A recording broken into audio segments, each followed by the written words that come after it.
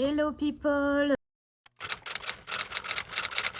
Nouvelle vidéo pour EF France et EF Dom-Tom, donc en direct donc, de notre bureau en Martinique. Nous avons donc Ophélie, qui est une ancienne participante étudiante, et nous avons également donc Anne-Claude, qui est donc course leader et accompagnatrice donc de tous nos groupes mineurs qui partent, que ce soit de la Martinique et même de la Guadeloupe. Et nous avons avec nous un potentiel nouvel étudiant. Donc à vous les filles. Racontez-nous tous vos expériences et comment se passe EF Éducation. Bonjour, je m'appelle Tristan, j'ai 22 ans. J'ai récemment vu des publicités concernant EF Éducation et je serais très intéressé pour faire un voyage à San Diego. Du coup, j'aurais quelques questions à vous poser. En fait, je serais intéressé pour monter un dossier, mais je ne sais pas comment m'y prendre. Donc du coup, pour ton dossier, donc on a un bureau à la Tour Lumina, à Fort-de-France, 14e étage. On est ici depuis 6 ans. Et sur place, nous avons des personnes, excusez-moi, des personnes habilitées à répondre et à faire la vente du voyage pour toi. Donc tu viens sur place, tu poses toutes les questions qu'il y a à poser, à savoir le lieu d'habitation. Elles du coup, elles vont t'aiguiller si tu veux choisir en famille d'accueil, en résidence universitaire. Donc elles rentrent toutes ces informations-là au niveau du logiciel et elles te font ton devis. Si tu es d'accord avec le devis, tu bloques ta place avec un acompte. Et ensuite, tu peux payer ton voyage jusqu'à la veille de ton départ, comme tu veux, la somme que tu veux. Tu peux verser chaque jour, tous les 2 jours, tous les mois. C'est comme tu veux. Du coup, je voudrais savoir en fait comment ça se passe le départ, le jour J et qu'on arrive du coup. Du coup, alors toi, vu que tu veux partir à San Diego, donc ce sont les États-Unis, donc moi je peux te répondre parce que je suis partie à Miami. Donc il va falloir, premièrement, il faut que tu remplisses ta fiche ESTA. C'est pas un visa, mais c'est quelque chose qui dure 2 ans. C'est un mini-visa, ouais. Du coup ça dure 2 ans. Donc tu vas pouvoir accéder aux États-Unis. Je ne sais plus exactement combien c'est, mais c'est moins de $50. Ouais, voilà, je crois que c'est 37 ou quelque chose comme ça. Ouais, voilà. C'est pas très cher. C'est pas cher. Et alors après, tu vas devoir, je sais qu'il y a une évaluation avec EF, une évaluation de départ pour pouvoir savoir ton niveau concernant, savoir dans quelle classe en fait on va te mettre parce que ce sont des classes de niveau. Donc il faut savoir, dans la classe il y aura des gens de peu partout dans le monde, sauf que vous avez tous le même niveau, donc c'est ce qui est bien. À partir de là, tu vas partir. Si tu as Normalement, il y a le transfert EF. Donc, quand tu arrives à destination, ils vont venir te récupérer avec. Ils ont le numéro de ton vol, à quelle heure tu arrives. Donc, ils vont venir te chercher à la sortie et ils vont t'emmener directement sur le campus où ils vont faire ton check-in, te donner ta chambre et voilà, tu vas rencontrer tes roommates. Et découvrir le campus. Voilà, mais du coup, ça, c'est pour ceux qui partent en individuel, donc à partir de 16 ans. Donc ce que j'appelle individuel, c'est-à-dire voyager tout seul, entre guillemets. La différence qu'il y a entre l'indiv et le voyage de groupe, c'est que le voyage de groupe, on est encadré. Donc moi, par exemple, qui ai été course leader en juillet sur un voyage de groupe, comme je l'ai dit précédemment. Donc moi, j'ai récupéré mon groupe d'enfants à Gare du Nord, oui, à Paris. On a pris l'Eurostar ensemble, on est arrivé au campus ensemble. Donc en fait, j'étais leur référente là-bas. Et du coup, quand ils avaient des questions, c'est moi qui venais voir.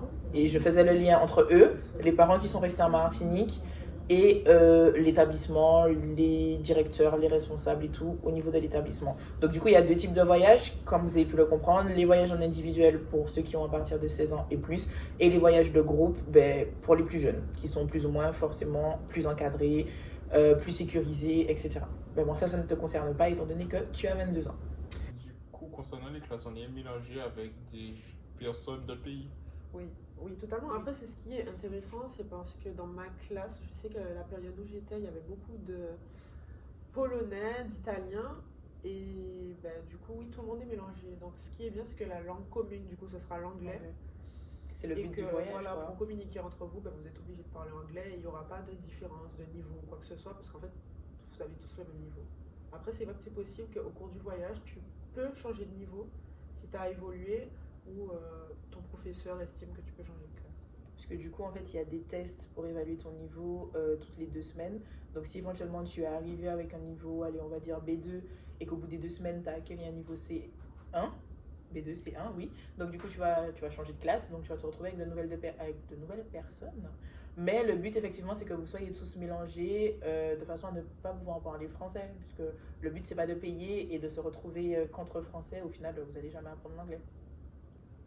Ce qui facilite le fait, enfin, ton apprentissage de l'anglais, c'est le fait d'être vraiment En immersion dans le pays, parce que il y a certaines situations dans la classe qui vont faire que tu vas mémoriser certains mots, mais c'est surtout le fait, à l'extérieur, dans tous les cas, ce qui change de l'école là où on est, la langue est pratiquée partout, quoi, donc c'est vraiment intéressant. Concernant les extrascolaires, on va dire, est-ce qu'on est limité à rester dans la ville qu'on est arrivé ou pas? Donc, en fait, tu parles au niveau des activités extrascolaires, c'est-à-dire que si tu fais un séjour de longue durée, genre est-ce que ce sera une routine, activité scolaire, cours et tout? Ok, donc du coup la réponse c'est la suivante, c'est-à-dire que non, ça varie. Par exemple, moi avec mon groupe, j'étais à Cambridge, donc ils avaient prévu plusieurs excursions. Je suis restée sur une période d'1 mois, donc du coup mes enfants entre guillemets ont pu faire le week-end, le week-end c'était une journée, on a fait Londres, on a fait Oxford, on a fait Brighton, donc Londres, Oxford, Brighton, tout ça c'est une journée, donc on part le matin, soit en bus, soit en train, vraiment tous ensemble, tous ceux qui ont payé l'excursion et tout, on part tous ensemble, on visite. À un moment donné, sur place, on laisse aux enfants un temps libre, mais bien sûr, on leur donne un endroit où il faut se rejoindre avec 1 heure. Dans tous les cas, les enfants ont nos numéros, au cas où il y a un souci, et ils sont libres peut-être pendant 1 ou 2 heures. Et on visite, on mange, on s'amuse et tout et tout. Après, c'est vrai que pour vous, par exemple, les individuels, je sais que ça se passe autrement en sachant que le week-end, vous êtes vraiment libre. C'est-à-dire que vous n'êtes pas encadré comme les voyages de groupe. Vous êtes vraiment libre, mais je pense que c'est plus Ophélie qui pourra t'expliquer ça en sachant qu'elle, c'est ce qu'elle a fait. Voilà, du coup, nous, on pouvait faire énormément de choses. Déjà, EF propose énormément d'activités. Il était possible d'aller à Key West ou aux Bahamas. Du coup, un week-end aux Bahamas, il y avait des départs le mercredi aussi, une journée aux Bahamas. Tu peux aller à Universal Studios, à Disney Magic Kingdom. Il était possible de faire les Everglades, du coup de voir les alligators. Tu pouvais faire les grands malls. Je sais que par exemple à San Diego, il va être possible aussi d'aller voir Universal Studios, de te déplacer par exemple. Sur certaines périodes, c'est vrai qu'il y a la période où si tu pars pendant... C'est quelle période où il y a Coachella?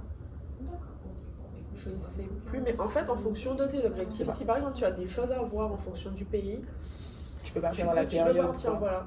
Par exemple, moi, c'est vrai que j'aurais aimé voir le Grand Prix de F1, mais je suis partie 1 mois après.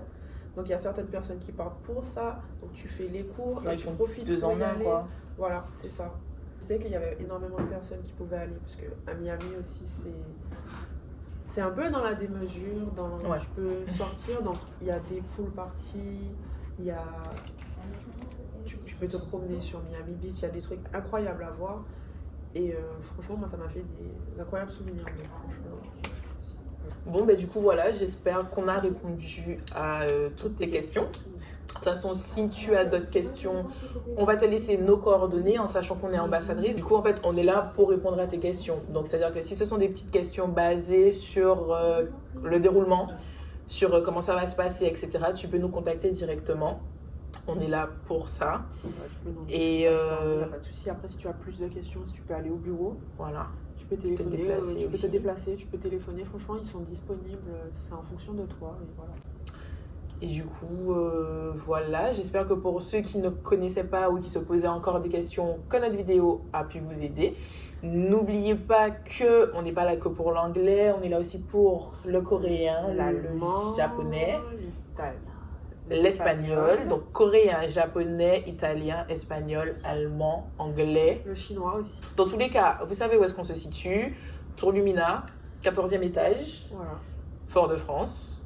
Et on va vous mettre les liens en fonction pour pouvoir télécharger vos brochures. Exact. En barre d'infos, juste en bas. Voilà, et on vous retrouve pour une prochaine vidéo.